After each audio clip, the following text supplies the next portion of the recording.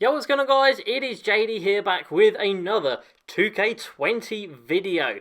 And today guys, I've got a very special video. This is going to be the first gameplay of the Wnba on my channel. So we're going to jump into a quick game today. This footage is of course from the community day that happened in LA. I got invited to. 2K UK flew me out and the whole experience was absolutely incredible. Any footage that you've seen on my channel from 2K20 has all come from that event. I had about a 3-hour session to record everything. I got nearly 40 gig of footage. It was unreal. We got through so much. We tried out pretty much everything that we could have done while we were there, and we had a great time with it. Now, this WNBA game was actually the first game of the day that I played, because I thought, you know what, it's a new feature, it's a new game mode, it's entirely new players in the game, so I thought, you know what, we're going to start my day by playing a quarter, because that is all I already had time for, because I wanted to get through everything I could have done. So I was only playing really a quarter in any game mode that I did try, any team I tried, any player I tried, I only really went for a quarter. So that's all we've got today. But even still, that quarter was a lot of fun, and I really did get to appreciate how much work they'd done in getting the NBA player, or the WNBA players, into the game and represented correctly. Now, of course, a couple of people have been complaining that they're in the game, which makes no sense to me at all.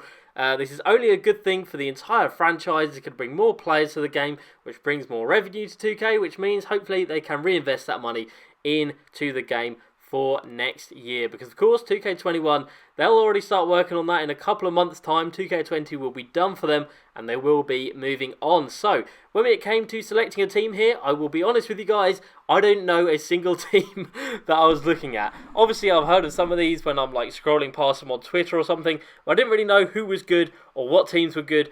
But we went with the, I can't even remember who we just chose there, but they had a 95 rated player there, Breanna Stewart, so we went with her. I've definitely heard of her. I've heard of her and Candace Parker. They're about the only two women I had heard of, but we went with it. So bearing in mind, in this gameplay, guys, I don't know any of the other players. I know Breanna Stewart, that's it. I don't really know what she can do anyway. I know she's highly rated, but I don't know if she's just good in the post. I don't know if she's a good shooter. I didn't really know anything about any of the players, and like I said, this was the first game of the day, so just bear with me throughout this. Alright, so here we go into the game. Like I said, I didn't really know what these players could do, if any of them were any good or anything like that. We did come down here, had a look at the difficulties. It was on Pro, so we chucked it up to All-Star just to see what the difficulty was going to be like, and then I'll play about with the volumes a bit just for the headphones that we were using.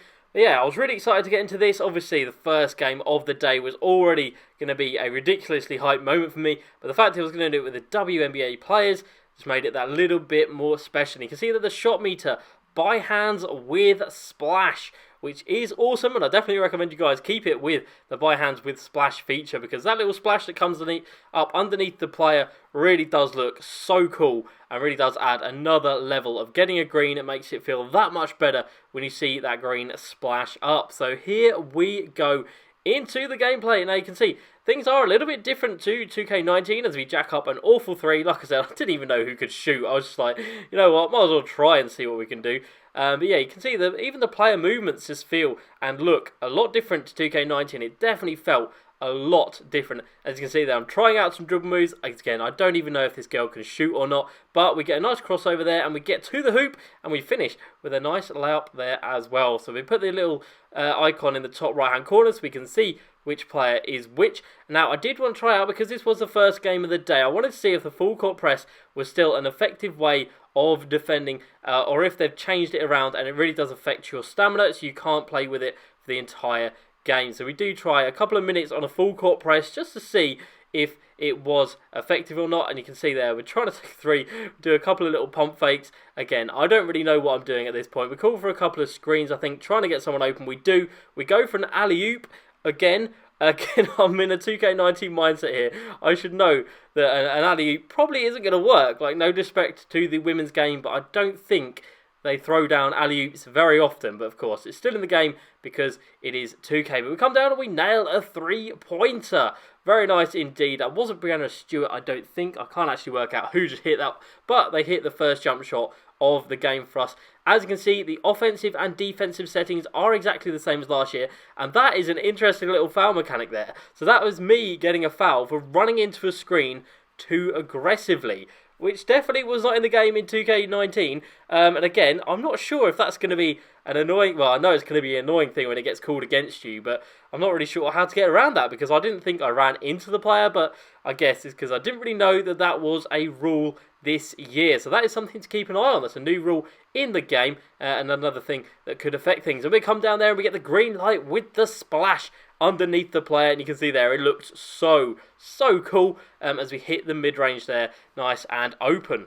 So you can see on defense, when you actually move back, it actually turns the player around instead of you just jockeying backwards into position. So that is something that's really going to be tough on defense. So you can't just move backwards now and expect your player to stay in front or behind. They are just going to keep turning around, and it does feel a little bit strange, it has to be said. So we try to get some play action going here. We're going for a 3-out active formation to see what we could get going, but at the end of the day it just turns into running around a bit and seeing if I can get an open. We go for a cut again, that doesn't really work, but we do get a shooter wide open in the corner with some fantastic ball movement, it has to be said. So that active little play calling really did work, but we do go ahead and brick the 3-pointer again. I don't know if the player I shot it with has like a 20% 3-pointer or like a 90% 3-pointer, but 2K have been good with their ratings. I haven't compared them to, there we go, there's a green light for the opposing team. You get to see the greens that the opposing team makes this year, so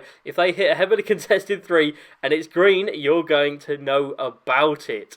So yeah, as I was saying, they haven't compared the women's game to the men's game. They have based the women's ratings purely on the women's game, which is great, as we get a nice green light from Breanna Stewart down low. So I think she might be a bit of a beast down in the post as she got her first points of the game. So yeah, these girls are very highly rated. Like I said, Breanna Stewart's at a 90. All of the other role players seem to be at about an 80-ish, 80 to 85 rating, which is what you'd see common on a normal men's 2K20 roster. You'd have like a superstar at around 90, 95, and then the rest of the players coming in quite a bit lower than that. So we've got Breanna Stewart coming down here, who's going to finish with a nice layup again, and just giving us a little bit of a lead in this game. As I said, I'm only going to play a quarter here because I did want to jump into everything else. I wanted to get a game with Zion on the Pelicans. I wanted to get a gameplay with Kyrie and KD on the Nets. I wanted to get gameplay with pretty much all the new superstar duos, and I wanted to get gameplay with as many new player archetypes as I could.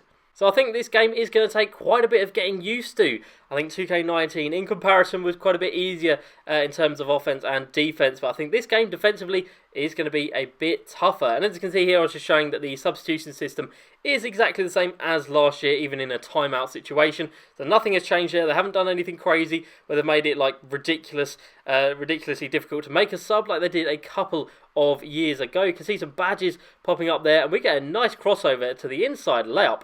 Very nice from Canada there coming in. I don't know her first name, but that was a very nice move and a very nice finish at the rim. Of course, they've got a lot more animations at the rim this year for layups, which is great. So there's going to be plenty more acrobatic finishes at the rim for any smaller guards. So that means hopefully this year, point guards that are undersized, or well, not even undersized, but undersized as 2K19 goes, they should be getting a lot more to go inside as we come down and brick a mid-range. Again, I can't be mad at any of these girls for this. I don't know if they're good at it or bad at it, but I do know that we've given away a foul there and sent them to the line. All in all, first impressions, very fun WNBA. I have to say, I think most people will be trying it at least once this year. I don't think many people will be getting the game and not trying out a brand new game mode.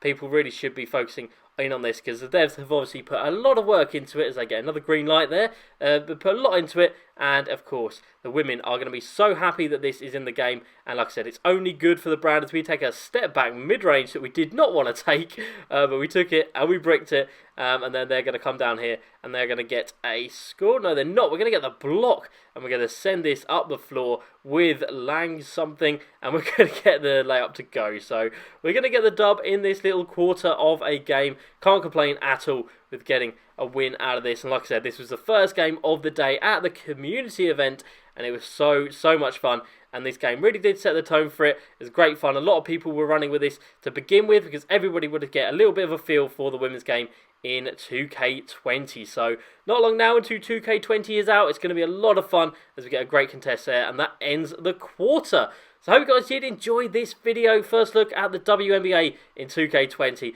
and it is a whole lot of fun. So I hope you guys did enjoy this video as usual. Please like, subscribe, and I will see you next time. Peace.